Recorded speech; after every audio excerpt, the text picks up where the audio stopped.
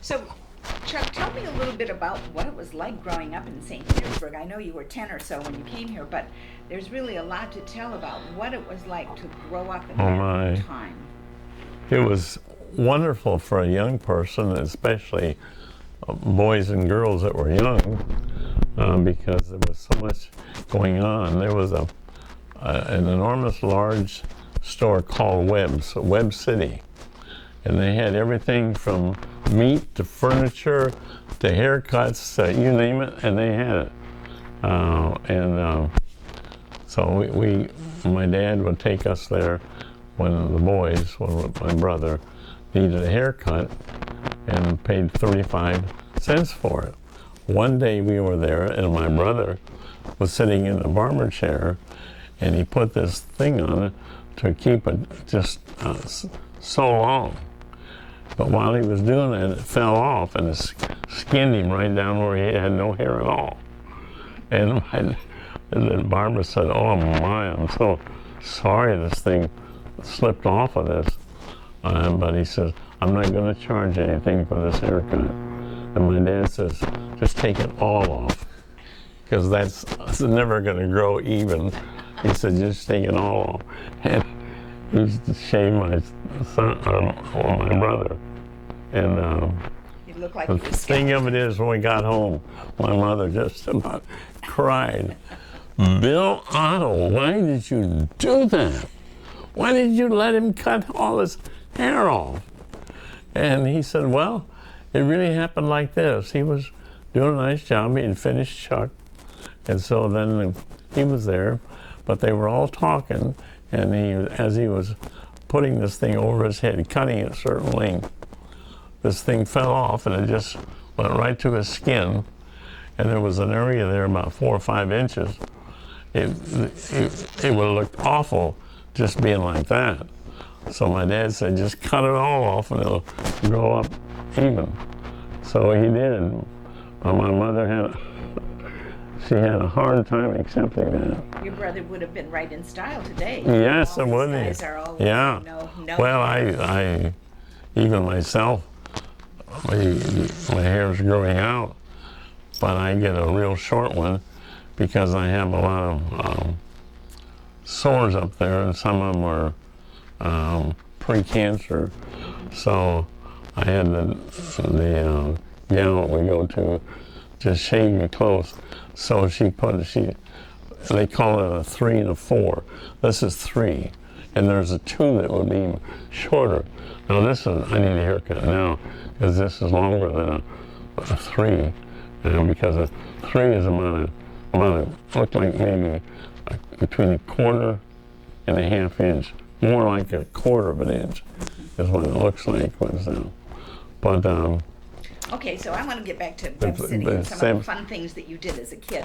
So what other things did you do? Yeah. I would like you to tell about what the show was like at Web City, All because right. there was a floor that was a show, and you had an experience with your uncle. Yes, I'll tell you 2 experiences. I'll tell you one first. Across the street, off of 9th Street, across the street, Web had a city. It had a place to put on shows. And there was this platform up. It was, I could hardly even see him over it, but I could see enough. But I'm going to guess it was probably 3 to 3.5 feet up, so people could see him putting on the show. Well, this one day, we had Ross Allen there, and if you lived back in those days, you know who Ross Allen was. Who was? You're going to tell us who he was. Yes, he handled snakes. He handled poisonous snakes. And while he was there, when we were watching, he had a thing around his neck with this microphone here so he can speak and use both of his hands. And so my buddy and I were standing there by ourselves. The folks were across the street, the store. We were standing there by ourselves, and Ross Allen, was handling this poisonous water moccasin. But he got his finger too close, and that snake kind of lunged and slipped in his hand and got him right on the end of the finger. And he was so calm, he put the snake down, and his helper put the snake back in the box. And he took a razor blade and he actually cut his finger with a razor blade so that it would bleed good. And this sounds awful, but he did. He would put it in his mouth and suck on it, draw on it, to draw the blood, not let the poison go up through the stream. And so they sent him to he went to the hospital, but the scene was, we were standing there, and there was an older lady standing there watching it too. And she says, "Oh my, that's awful." And she fainted. And that was quite a scene. But the Ross Allen said, if there's a policeman in the audience, would you please come over here to the steps over here? So there were two policemen there. And so they walked around through the crowd and went over there. And he said, "No, I'm going to have to go to the hospital." Some people thought he was putting on us for an act, but it wasn't. We were close enough we could see. And but he went over the steps. He took one step down, and he almost collapsed. And the policeman got him. Both of them got him. And they took him and put him in the squad car and took off fast for Mound Park Hospital. That was a hospital in there. And but he lived. But it was quite a scene for us. And then over in the store on the second floor, they had quite a show up there. The width of the show was probably a good 15 to 20 feet. And it was all plexiglass on the front of it. But inside, and on the sides, they had it looked like water in there. And this gal was a mermaid, and she was all fixed up like a mermaid would look. And she was sitting there, and we had company. My cousin and her husband was there, and he was the chief of police of South Bend, Irv Hampton. And she was up there, and Irv walked up, and she said, "Oh my, Irv, it's so." Oh, she was like she was in love with him. She said, "Oh my, it's so good to see you, Irv. Oh, I wish you could come in here." And it just went on and carried on about Irv. And he just about turned purple and green and everything you could think of. And he kept looking at my dad as if to say, "You dirty, dirty dog." Because my dad was always up to things like that. I see. And he was set up for that. So that was quite a late afternoon fun that we had doing that. And then, of course, in St. Pete, we had Al Lang Field. And at that time, when I was that age, back in those days, I was in junior high school, probably the 7th grade. I don't recall exactly, but I think it was the 7th grade. And a friend of mine, Elbridge Beach, who later became the commissioner of the State Highway Patrol in Florida. And anyway, he and we had permission from my folks and his that we could take our bicycle, and after school we could ride down to Waterfront Park. And there was a ball game going on. And there was a green fence, wood fence, right at the outfield. And we'd look around to find a good keyhole, knothole that we can see through and watch the ball game. And so while we were doing that, there was a motorcycle cop. It came up on the grass in back of us. And lo and behold, it was Pop Coleman, who lived catty corner across the street from where we lived. And he says, "Chucky, what are you doing down here?" I said, "Pop, we're trying to watch the ball game. This knothole isn't very big, but it's the best we could find." And he said, "Well, how would you like to see the game?" And I said, "Well, that's what we're doing. We're seeing the game." "No, I mean, how would you like to be in there?" oh, that'd be awful nice, but we don't have any money to go in there. And so he said, let me get off my motorcycle. So he came over and he said, let me chin myself up and let me see which policeman is patrolling back here. So he saw him and he knew him. I'd forgotten his name. Let's just say it was Jack. He says, hey, Jack, come down here, I want to talk to you. So he walked down, he was looking over the fence, and Pop Coleman was chinning himself up. He said, there's two boys out here. One of them, a nice boy that lives across the street from me. That was nice that he said nice boy. Mm-hmm. He didn't know everything about me. But anyway, he said, these two boys, I know, I want you to let them in. I'm going to help them get over the fence. Then you take them and walk them over to first base. First base side of the field. So he put his hands together and he says, Chucky, put your foot in there. So then he pushed me up over the fence, and the policeman was on the other side. He said, okay, boys, drop. And when they dropped, he had hold of it. And so I said, got to see a real ball game. So I see a real ball game. Uh-huh. And the thing of it was, I said to Pop, what are we going to do with our bicycles? Somebody's liable to take them. No, they won't. He took a little chain out of his motorcycle, and I don't know why he happened to have it, but he had it in a little lock, and he locked them up for you. Locked both of them up around the tree, and he gave me the key because he knew me from across the street, and so we got all through. We had to go out and unlock, and we were on our way home, and there was so many things, and my dad bought a 24-foot cabin cruiser, and because he had been a sailor in World War I, and we traveled. I traveled every spot around St. Pete and out at the island. I can't think of the name of the island now that they have a bridge to it. It was where the fort was. You remember? Oh, Fort DeSoto. Fort DeSoto. Sure. That's it. It was Fort DeSoto, and we landed there outside. My dad threw an anchor, and we had to climb That it. was before the days that Tierra Verde was. Oh yes, oh yeah. There was no buildings out there at all, nothing.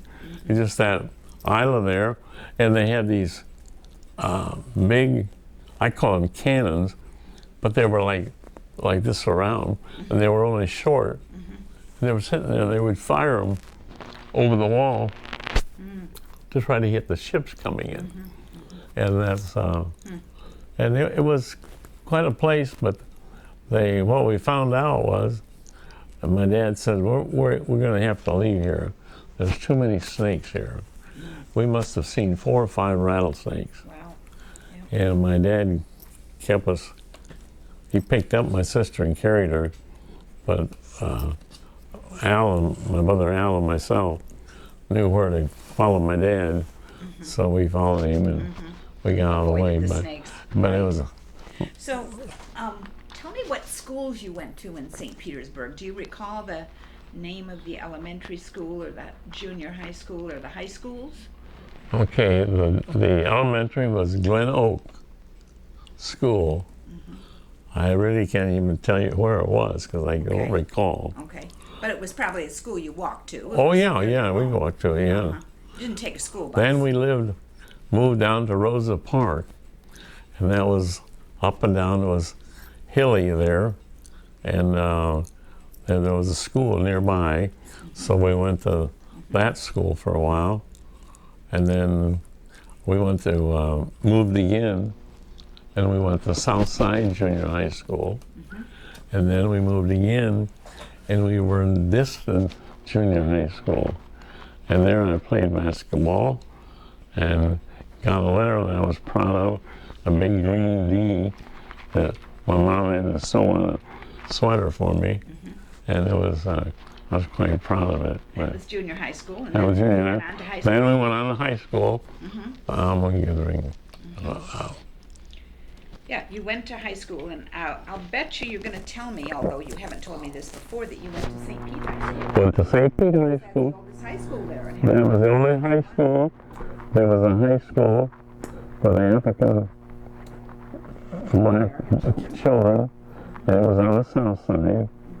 And mine was there several weeks ago. I couldn't believe how they added on and how big that Gibbs High is. But St. Pete High, we went there. And there was, the war was on. The second year I was there, the war was on, really full sway. So I can't think of our coach's name. I knew it just a second ago. Anyway, This was your maybe it'll basketball come. coach? No, that was Fred Geneva, which later became a principal of one of the schools. But I can't think of his name. But he knew we'd be going into the service because they were drafting kids. They were drafting kids even in high school? Oh yeah, if you were that age, that was age. Because when I was in the 8th grade, I had malaria, and we had just come back off the trip, went to school, and I had pneumonia, and I was just a boy. So I missed school by about close to 4 months. School. The doctor wouldn't even let me go. So, Chuck, how young were they drafting students? 18 years old. If you were 18. But the coach, when we would have the period of recess, not recess. Physical education. Physical ed, that's what it was. We would go out in the fields, and the coach would make us all do push-ups, sit-ups, chin-ups on the bars, and every time I go by that school down there now, those bleachers are still there. They've taken the galvanized pipes that were there because I looked, and I said I used to go around the back of that and chin up, So and they then were we'd have preparing to. you for the services. Yeah, and it was wonderful that he had because there was a boy from Newport News, Virginia, and myself, and he had to do the same thing as his school. So the both of us were in top shape. And so when we got in the Army, I'm not exaggerating, but it was a stamp for us because of all what we had been doing. We're ready to go. We were ready to go, yeah. So, did you ever graduate from high school, or did they draft you before you got They there? drafted me before. Fred Geneva, the basketball coach, said, Otto, I can get you deferred. I said, no, I don't want deferred, coach. All the guys are going. And I said, I'll take care of it when I get back from the service. I better inject something real quick here. When I got back, when I was healthy enough, I was going to take some classes. But my mother contacted the school here and asked him what would they do and so forth. Well, he said he was in the service. Tell him to write somebody in Washington. So he did. I got the nicest letter from one of the senators, I guess, with my diploma in it. And he said, Graduated from high school with that. graduated from high school without having to take any tests or anything. But he knew in the letter that I had been wounded and so forth. And You had paid your dues, Chuck. That's and it was the nicest letter. I don't know even if I have it, but my mother had it for all the time when I was at home. Well, we'd love to see it, but that's a really good story, and we're glad to hear about that. Yeah. So let's just take a pause here. All right, sure.